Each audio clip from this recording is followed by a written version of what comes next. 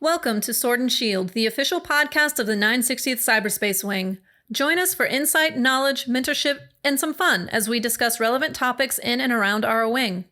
Please understand that the views expressed in this podcast are not necessarily the views of the U.S. Air Force nor the Air Force Reserve, and no endorsement of any particular person or business is ever intended.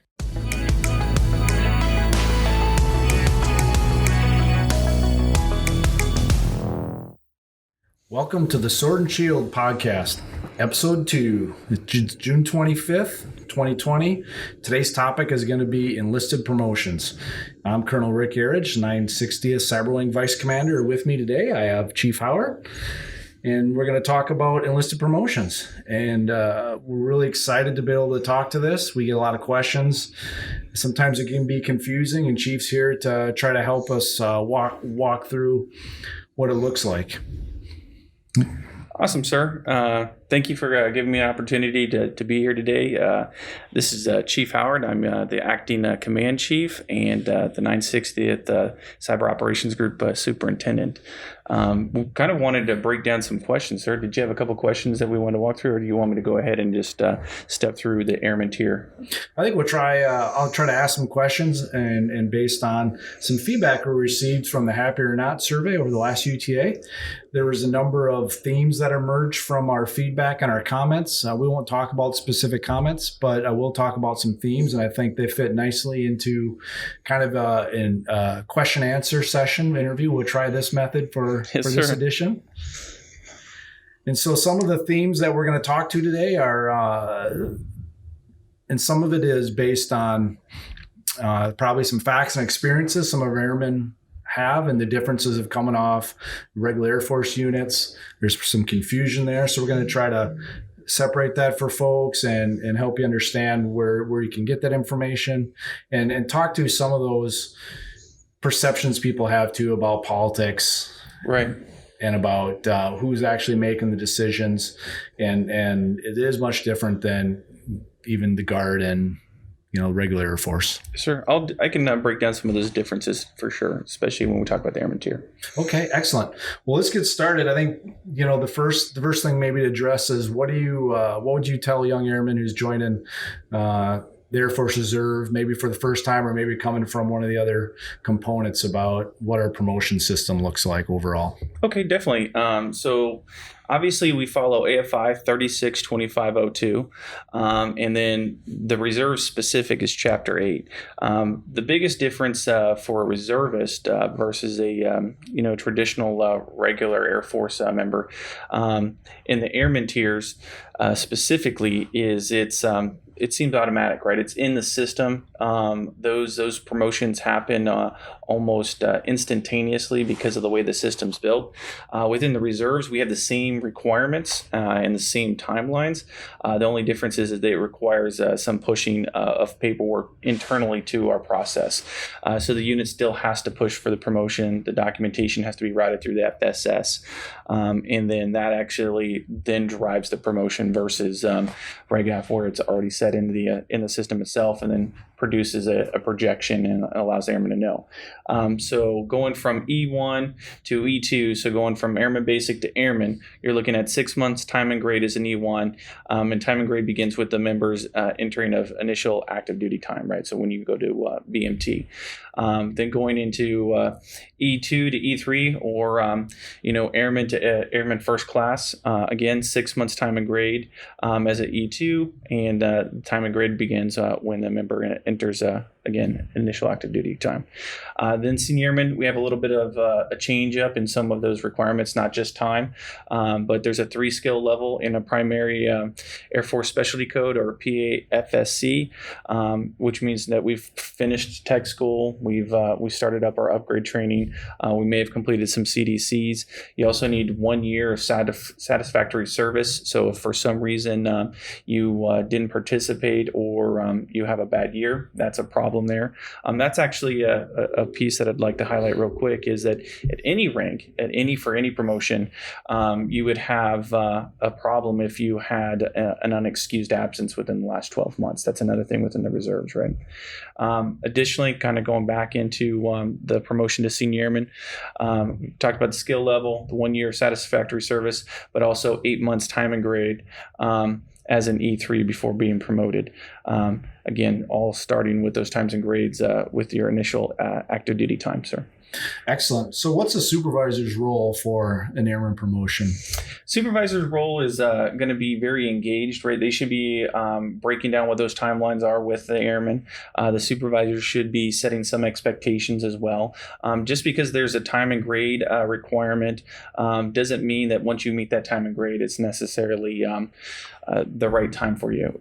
If you're not developing, if you're not performing, or if there's some other disciplinary issues, then sometimes the squadron commander can take the recommendation of the supervisor to hold on that rank for a short period of time. But with that, there should be some mentorship happening with the supervisor explaining, okay, here's the things that we're looking at. Here are the things that we'd like to see improvement, and build a plan with the airmen of this is what I'd like to see over the next 2 to 3 months. Usually we use months based on the fact that UTAs are 1 month after the next month. And when we use those terms like 3 months, it seems like a big time. When we're looking at it from a drill perspective, it is only, a few days of actual hands-on growth. But we have to set those expectations. We have to set a plan forward as a supervisor to our airmen so that they know what that expectation is, and then we give them the chance to grow and develop and move forward, right? It's not meant to be a hindrance. It's meant to be mentorship. It's meant to be growth, and it's meant to make sure that airman's performing at that next higher grade. Excellent. So sounds like setting expectations is really important. Very key. Exactly. Yes. If we set those expectations early, some of those highlights that we talked about at the beginning of this podcast could be eliminated, right? When we talk about some of the politics, or even just transparency as a whole. If we set those expectations early enough, then everybody knows what we're talking about, right? They know what to expect, and it doesn't seem so ambiguous or subjective to a member. I agree. I think when people have clear expectations of what we want them to do and how to perform, it really, it puts everybody on the same level, and then people really think about, hey, this is really fair and it's consistent, and I enjoy working here because I know what's expected of me. So, yes, sir. What are the expectations for the NCO Corps then from a promotion perspective? Okay, so when we go into the NCO Corps, we are really start talking about some of the technical capabilities, right? Airmen are developing, airmen are learning. So that airman tier is built to withstand some of that flexibility of the training. When we come to the NCO Corps, now we have a little bit higher expectations of what that technical expertise is going to be. So when we're promoting to staff sergeant, you have to have that 5 skill level. So you've learned your skill set, you are growing into that skill set. You need to have 12 months time and grade, and then 4 years of satisfactory service. Then also, now we talk about the importance of PME. The completion of ALS is required to move on to staff sergeant. And the fact that the reserves is a little bit different, we do open the gate a little bit in regards to what some of those courses are. So like an NCO prep course in some cases for individuals that may have been in longer, or some NCO leadership school for the actual titles. And then when we talk about sister servicing, sometimes their schools will come into play to make sure that they've met the gate for the PME requirement. And then also the other piece is you have to have 6 months of retainability to become a staff sergeant. Then when we move to the next level, when we're transitioning to that real trade craft level, when we talk about a tech sergeant, now you have to have that 7-level skill set, right, for your primary AFSC. Then you're going to also need 24 months time in grade. You're going to need 6 years of satisfactory service and assigned in a primary incumbent position, right? So you can't be in an overage. When we talk about unit vacancies, again, another difference between RegAF is the fact that you have to have a primary position open for promotion, where RegAF, it's the testing all the way up to tech sergeant. And it doesn't matter what kind of position you're in. It's balanced across the system a lot different than the reserves, where it's really balanced at the individual unit level. So that comes into play as well. And then again, you must have 6 months retainability. And when we talk about tech sergeant or all the way back to airman basic, all those promotions are within the grasp of the unit commander. The unit commander is taking recommendations from the supervisors and superintendents in some cases, and then making their decision to promote that airman. That's where we talked about if there were some issues where the supervisor said, let's hold, they would be taking that as a recommendation and making the decision based on that recommendation and any other documentation that might be in play. So that's a really good rundown. I really appreciate that. And people can look all this up in the AFI? Yes. Again, AFI 362502. The original publication date on that is December of 2014. However, there was updates back in 2019. That'll be in the front of that. And then specifically, again, Chapter 8 really breaks down the reserves specifically. How does the senior NCO promotions differ than our NCO and our airmen? Right. So we talked about, the growth of training for airmen. We talked about the training tradecraft of our NCOs. When we talk about senior NCOs, now we're talking about leadership. So those expectations really start to change. So with those specifically going to a Master Sergeant, again, you have to have that skill level, a 7-level skill level, right? You also need to have 24 months time and grade, 8 years of enlisted service, 8 years of satisfactory service, and then again signed to that primary position. But what we're looking at there, I apologize, I'm going to roll back for a second. There's also the PME requirement of having NCOA done. Again, we highlight the education for leadership at this point. That's where that big transition starts to happen. And also what we're looking for.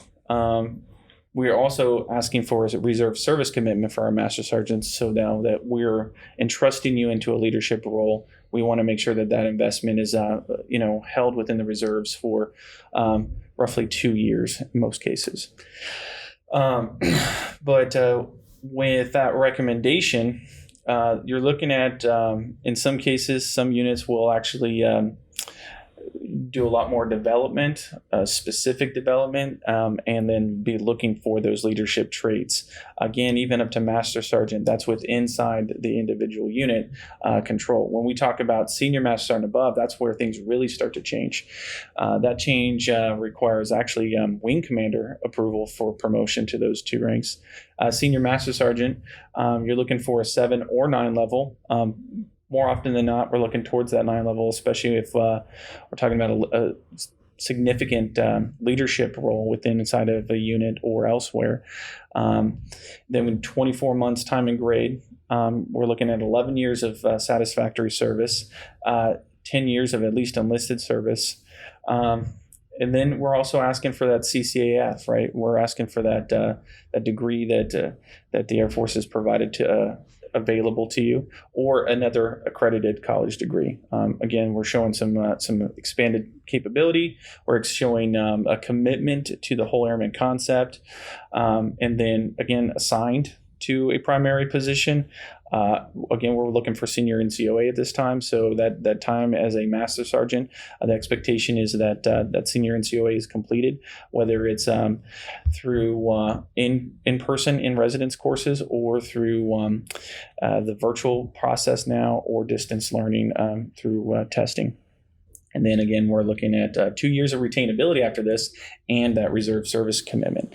The other piece with senior master sergeants here locally within the wing, what we do is we route an ESSS records review up to the group. We look at those career data briefs. We're validating that we've had some significant duties. We're seeing the kind of roles that we've taken on as a airman, NCO, and a senior NCO to this point.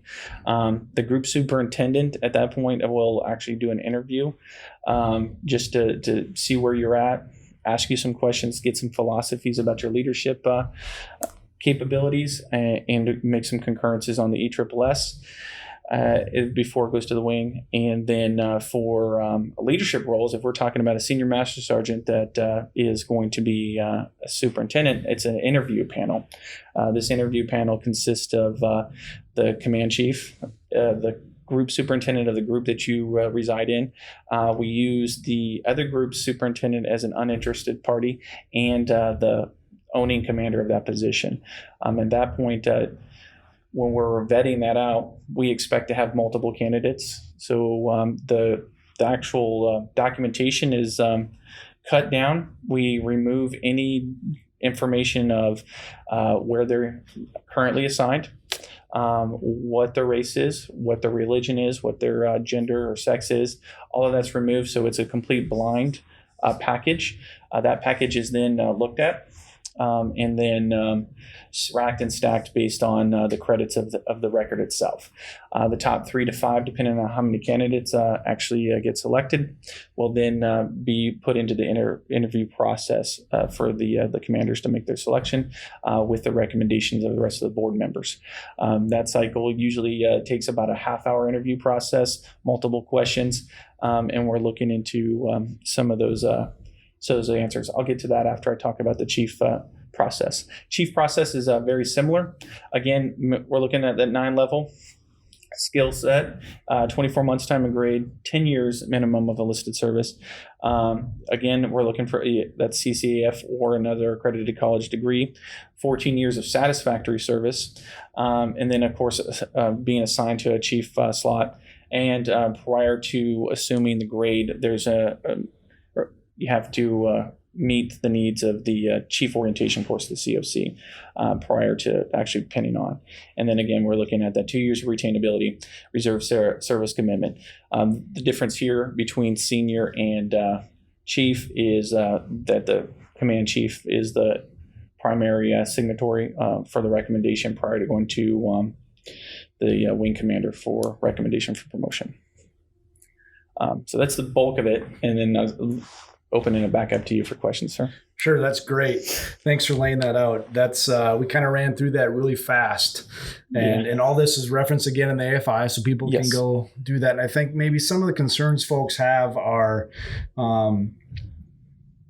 maybe a couple things. What would you tell somebody that says enlisted promotions are political, or it's the good old boy network, or the drinking buddies are the ones who get promoted? How? And maybe address in the context of how our promotion system has kind of changed, maybe just in, your time. Right. So, those are valid concerns and valid, statements. We've all been there, right? We've all sat there and saw someone else get selected. We've seen someone else move forward where we may have not felt personally that individual was ready or worthy of that promotion. And it's easy to assign some of that statement to it from an emotional perspective. What we've seen as far as changes because of those, right, is we couldn't unvalidate. We couldn't say that those things weren't true in some cases, because there's always going to be a bad case. We're trying to have more transparency. I think that's one of the reasons why we're having this conversation. But Air Force wide is the mandating of these particular interview panels, the mandating of these recommendations, because before it was just a signature, right? All it took was an individual to say, "Yep, this guy's or this girl's good. Let's go ahead and make this happen." And boom, boom, boom. The hands are wiped. Everything's solid, and there's nothing to validate that the process was fair. Now, when we go through these interview panels, we have multiple people on it. We have multiple recommendations, and we have multiple signatures, all stating that, yes, we reviewed these records.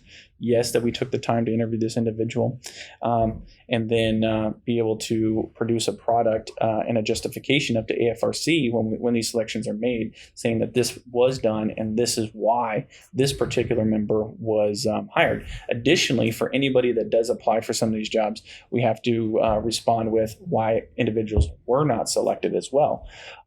Which leads to a bigger piece of this, sir, is we already talked about it in the other tiers, is those expectation management pieces, right? If we set that expectation early as leadership, this is what I'm looking for from my airmen, and this is what it takes to make it to the next level, explaining that on a regular basis. There should be minimal misunderstandings of what we're looking for, so that when someone is selected, they can go, okay, I can see that in that individual. I can see that in that person. And then the secondary piece that we don't talk about too often is that feedback, right? So let's say that I was going up for a position to work for you here in the future, and I wasn't selected. Obviously, I would want feedback, and that's where we would come in as leadership. So we now in those interview panels will actually take the time to provide that feedback and say, hey, this is where you did well here. These are the things that really shined in your record. These are the things that stood out as far as the interview. These are the things that we really liked about you. Here's the difference, right? This was a piece that we were missing. This is something we were looking for. You weren't able to really break that down. That comes to the intangible pieces that we talk about in these interviews. What are we looking for, right? An ability to summarize their career and experience and as themselves to the interview panel. The understanding of the concept of any questions, right? So we go into the intro. Here's who I am. Here's what I know. This is what I've done.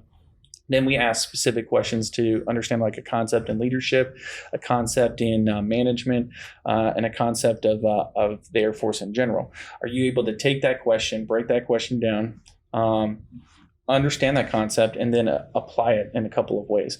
Apply it to your knowledge, apply it to your experience, apply it to actually in-person reference of this is what I've done to prove this is the way I manage or lead.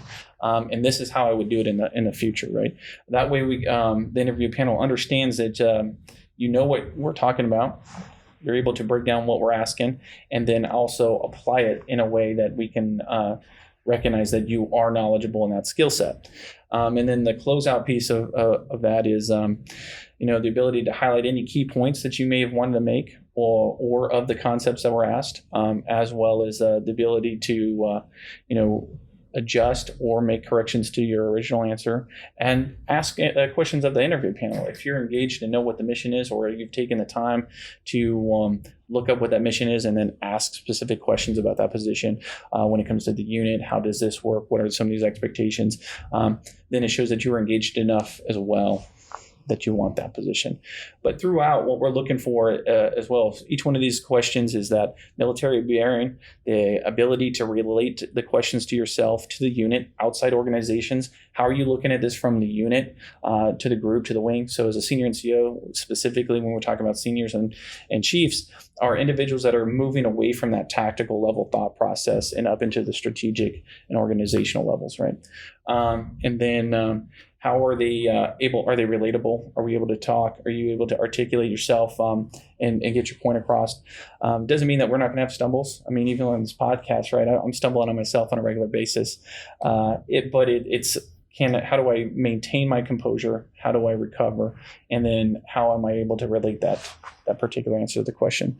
I think I've gone long-winded and proven I shouldn't be hired. But and then, of course, answering the questions directly and not dodging things. So did that answer your question, sir? Yes. All great answers. You hit on a number of areas that I feel are really important. Yeah. And since I joined the reserve in 2003, I've seen an enormous change for the positive in the way we kind of recruit, retain, and promote our enlisted corps. Right. Talent management is very key to us right now, right? When we look at how the service is growing, how we're even contracting in some mission sets, we're constantly in leadership looking for those key leadership attributes and taking those and putting them in the right place. And that's where a lot of this stuff comes into play. We'll go outside of our normal sphere more often than not now too, to find the right attributes, the right attitudes, and the right level of experience to make sure that we have good, strong leaders. Especially in cyber, we have great technicians. We got very smart airmen. We have airmen that are highly technically capable, highly intelligent, which means it requires a certain level of leadership and management to understand that, as well as cultivate that kind of culture that we're looking for, not only from a military perspective, but from a cyber perspective. I think in the civilian community, they actually look for some specific attributes when we're talking about these highly technical career fields. Yeah, I agree. And I think sometimes it's hard for people to make that transition between, hey, I'm a technician every day. I'm really good at what I do. Now I've got this soft and squishy things that I need to do, handle, manage people. And it doesn't necessarily translate. Those same skill sets don't translate between the two. And so we have to grow that. We do, and that's very specific in that growth, sir. I'm glad you brought that up, right? Because some of the concerns that we have are also based in the fact that sometimes, and this is where expectation management, good feedback, and mentorship happen, people are just not ready. If you're not able to move from that technical expertise over into the leadership realm and start to step away from the technical side, doesn't mean completely. This is what you really got inspired to do. You might not be selected, right? And that's where that feedback and the mentorship come into play, is explaining, hey, look, Sergeant Snuffy, you're solid, man. Or you're really rocking it today, any day when it comes to technical, but you can't transition. I can't get you off the console. I need you to be leading these programs. I need you to be driving these processes. Every time I hand you a process or a program, I find you back on the terminal. And I get it. I love it. I miss it myself. But we have to make that transition. And that feedback loop is very key in that situation. Well, I think even when we talk about it with the officers a lot about, if you want to be a technician, that's fine, right? We're okay with that. Yes. But I think comes with the expectation of, you're probably not going to have the same opportunity as somebody that wants to transition into a more senior leadership position. Right. And so we expect you to do certain things in order to make that transition. But it's okay if you don't want to. And I think our expectations have changed over time. At least I've seen them change. We expect way more now of our senior NCOs and our NCOs and even our airmen than we did in 2003 when I first joined the reserve. It's much different. Well, being a kid of the 80s and serving in the 90s, right, it was a huge culture change over the years. I remember my first work center had like 25 individuals in it, and we had a huge table in there that we would congregate at. By the time I left, we were down to 5, right? And we went to the massive drawdowns of the 90s, and now we are doing more with less. We're doing a lot. Those expectations are a lot higher. And yes, specifically when we get into those last 2 enlisted ranks, it's that leadership and management piece there. And that's the hard part, is explaining how you may top out at E7 based on or E6 based on the technical. Not that it's a bad thing, but we have to set the right expectation of, if you want to progress from these ranks up into those the top 1, 2, 3%, you're going to have to transition. We don't have opportunities from a technical perspective to go there. It's just kind of the way it is. Well, I really appreciate your time today, and we ran through this really fast. We understand that this is just one way that you can consume some of this information. Again, it's in the AFI, and your supervisory chain should be able to help you through this. And certainly, this is not going to be the last you'll hear about. This is just one piece of enlisted development, and we're doing a number of things here to address some of the concerns, that the feedback that we get, and this is just one way we decided to do that. So appreciate your time today, Chief. Definitely, sir. And of course, when it comes to specifics, by all means, anybody that's listening to this podcast, reach out to me. Give me the specifics, ask the questions. I'm more than willing to walk you through where we may have gone, where those processes are, and then help with the mentorship to make sure that everybody is moving forward, right? I don't want any airmen to be left behind. And sometimes, in the big units, we do find some holes. So by all means, reach out to me specifically, and I'll talk to you, kind of see what's going on, and give you some mentorship where I can. Thank you very much. And as we wrap it up, I think there's a couple themes I want to kind of hit on here. And I think one is performance, right? The most important thing for everybody at every grade is to perform. Yes, sir. And as a supervisor, I think your number one task is to make sure everybody you supervise understands your expectations, and that there's certainly a good feedback loop there between you to your subordinates and to your supervisors both ways. If you're not getting feedback, we highly suggest you demand the feedback and you go to your supervisor and ask. And if it's not happening, continue to use the first sergeant, use the superintendent, use all your resources in the unit, use your commander, and demand that feedback. We owe that to you, and that's the only way that you're going to know where you're at and how you're going to get better, because we want everybody to be a part of this experiment called the American Experiment, and it's continuing to evolve. And of course, in this wing too, we're trying to mature and become better. Agreed. Performance is key, and setting those expectations and feedback are just as paramount. Excellent. So we'll wrap up, and we'll talk to you next time.